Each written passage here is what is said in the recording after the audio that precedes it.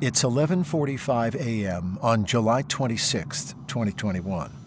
At Idaho's Pappy Boyington Field in Coeur d'Alene, November 605 Tango Romeo, a Bombardier Challenger 605, is departing runway 24. This is the first time the captain and first officer are paired as crew members. The first officer, who is the pilot monitoring on this Part 91 flight to Truckee Tahoe Airport in California, has 4,410 hours in the Challenger 605, while the captain, who is the pilot flying, has about 235 hours in the 605.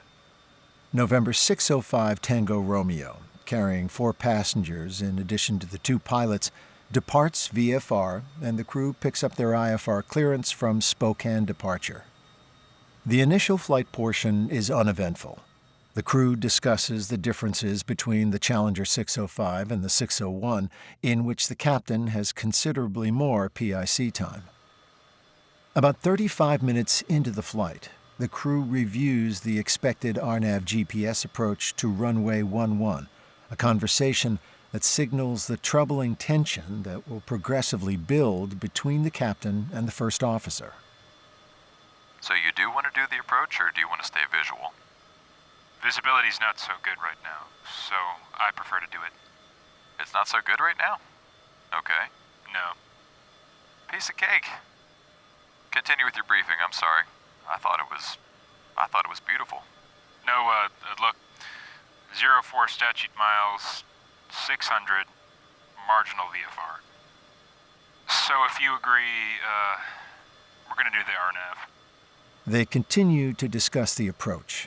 As the captain is unfamiliar with programming the navigation and radio equipment, the first officer steps him through the process. At 12:38 p.m., Salt Lake Center clears the flight direct to Truckee Airport. But the captain mistakenly suggests they need to fly to the Mustang Vortac, to which the first officer irritatedly responds, "We should go where? We were just cleared to the airport." For the next 10 minutes, the discussion between the captain and the first officer continues edgily. Then, after some additional conversation about the approach, the first officer acknowledges ATC instructions to descend from flight level 370 to flight level 340, and the captain asks for the checklist. 340, set. Thank you. Checklist when you can. Are you going to be on the headphones, or are you just going to whisper? What? Okay, it's one or the other, but I can't hear you whispering. At 12:48 p.m., November 605 Tango Romeo is handed off to Oakland Center, and the first officer tunes in the airport's AWOS. Truckee Tahoe Airport, automated weather observation, 1951 Zulu weather. Wind 080 at 5, visibility 7, clear below 12,000, temperature 32 Celsius, dew point 5, altimeter 3014.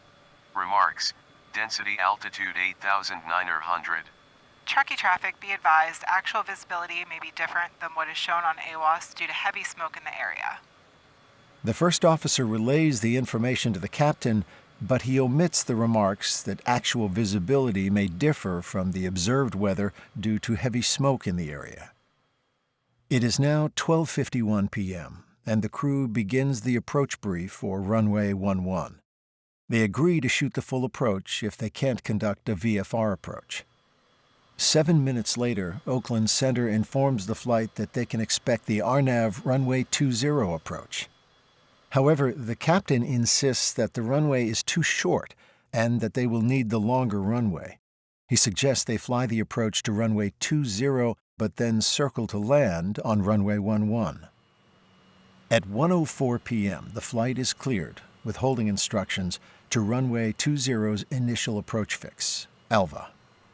Things continue to unravel in the cockpit. The captain attempts to input the holding fix into their navigation equipment, but is slow to do so. Just put Alva? Hit direct ALVA. Get that one done right off the bat. Now, where do you go to hold? Is it, index? My friend, select direct ALVA, please. It's Alva. Alpha Lima Victor Victor Alpha. I'm going to start the turn for you because we're missing it. Thank you. Having trouble building the approach, the captain becomes flustered and can't keep up with the rapid pace. He then appears confused about where to hold, and the first officer irritably informs him they are already established in the hold. ATC clears the flight for the RNAV runway 20 approach at 1:11 p.m. The first officer confirms that the captain is ready to fly the approach. They then discuss the descent profile, with the first officer remarking that they've still got a way to go and have plenty of time. About 2 minutes later, he advises the captain to get the airplane slowed down and suggests a 360-degree turn. But the captain does not acknowledge the excessive airspeed and refuses the turn. At 1:14 p.m., the first officer informs Truckee Tower that the flight is passing the final approach fix inbound and will need to circle to runway 11. Challenger 605 Tango Romeo Truckee Tower, Roger, report the airport in sight when you're breaking off the approach. You can either enter the downwind for 11 or you can enter a left downwind for 11 or go over the top left downwind for 29. Appreciate it very much. Looking forward to seeing you guys. Meanwhile, the captain asks the first officer to put the gear down, a request that is met with some contention. How about gear down, flaps 30 before landing checklist? But the captain ignores the first officer's comment and again asks for gear down. The tension in the cockpit is palpable as the crew completes the before landing checklist and prepares to circle. They still don't have visual contact with the airport. Then, at 1:16 p.m., just as they approach circling minimums, the first officer points out the airport and instructs the captain to make a 90-degree right-hand turn to put the airplane on an approximate downwind for runway 11. Seconds later, the tower clears the flight to land. The first officer instructs the captain to roll out of the turn and turn off the autopilot, followed by, "I'm going to get your speed under control for you," as the airplane is high and fast. It's then that the captain finally sees the airport. The airplane is now at a 57-degree angle left of the parallel downwind course. From the tower, the controller spots the aircraft on a tight downwind for runway 11. At this point, there's a sense of relaxation in the cockpit. When the first officer instructs the captain to start descending, the captain asks for full flaps. You do have full flaps. Patience, patience, patience. You got all the time in the world. Okay? Yes. We don't want to be on the news. Auto throttles have it. You are looking very good, my friend. Nice and relaxed. Bring that turn around. Seconds later, the first officer again mentions they have plenty of time, but he also instructs the captain to keep the airplane coming down. However, just then, there seems to be a misunderstanding about the throttle settings, and a sound similar to an altitude alert is heard on the cockpit voice recorder. The first officer asks to see the airplane for a second. We're going to go through it and come back, okay? Okay. It's here. Yes, it's here, but we're very high. At 1:18 p.m., the cockpit voice recorder picks up the sounds of a sync rate alert and one similar to stick shaker activation alerting to an impending stall. Alarms are going off in the cockpit while the captain and first officer appear to be competing for the flight controls. Within seconds, the stall warning sounds as the first officer asks 3 times, "Let me have the airplane," but to no avail. Surveillance video from a business located along the airport perimeter captures the airplane as it descends in a left turn on a southeasterly heading at low altitude. It then enters a rapid left roll. From the tower, the 2 controllers witness the Challenger drop below the tree line and observe an explosion split seconds later. Sadly, all aboard the aircraft perish in the accident.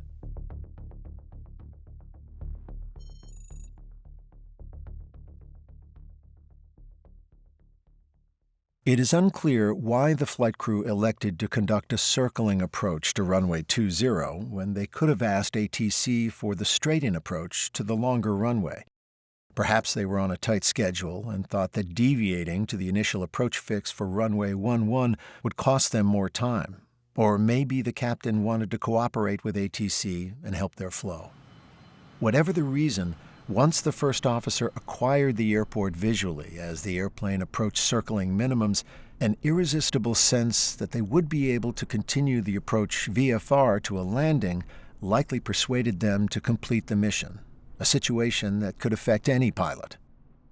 Although energy management was critical during the demanding circling approach, the Challenger flew 20 knots above the established Category C upper speed limit and rolled out early in the downwind turn, placing it 1.3 nautical miles inside the circling radius.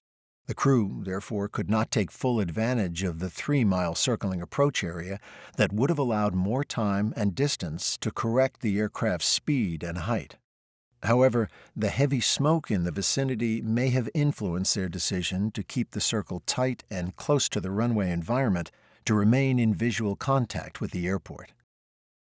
At 1:17 p.m., the airplane flew through runway 11's extended center line about 0.8 of a mile from and 489 feet above the runway threshold at 135 knots.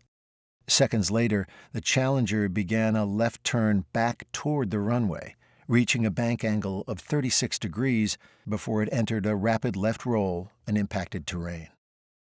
The two tower controllers said in interviews with the FAA that they were hoping the flight would go around, an action either crew member could perform, according to the company's general operating manual, but neither did. As the pilot monitoring, it was the first officer's duty to call for a go-around once the operator's stabilized approach criteria were violated. Unfortunately, the crew failed to brief the new circling approach as required by company policy.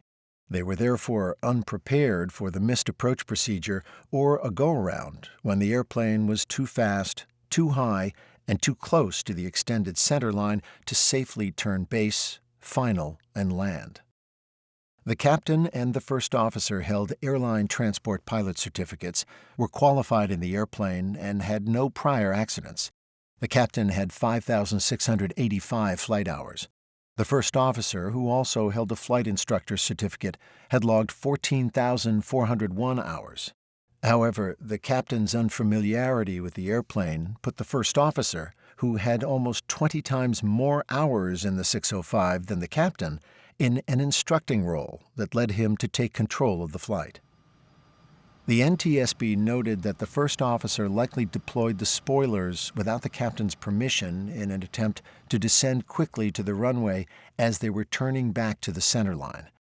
The flight spoilers' full deployment about 12 seconds before the accident, when the aircraft was in a 36-degree bank turn at 130 knots, significantly affected the Challenger's stall margin before impact. The younger captain, apparently distracted by unfamiliar avionics equipment, lost situational awareness at several points before and during the approach. Perhaps he was unwilling to acknowledge that he could not keep pace with the aircraft rather than delegating those tasks to his more experienced, older first officer. On at least 2 occasions, the first officer fell prey to a flawed desire and mindset to continue the flight, even if doing so was questionable, as demonstrated by his eagerness to begin the circling maneuver right at the established circling minimums, and by his decision to fly through the extended center line when the aircraft was no longer stabilized. The company was in the early stages of implementing a safety management system to support a positive company culture that prioritized safety. Each pilot was supposed to maintain an awareness of the other pilot's activities at all times and required to follow company procedures to their best judgment. In an abnormal or emergency situation, the pilot in command retained the authority to deviate from company procedures to ensure the safety of the flight.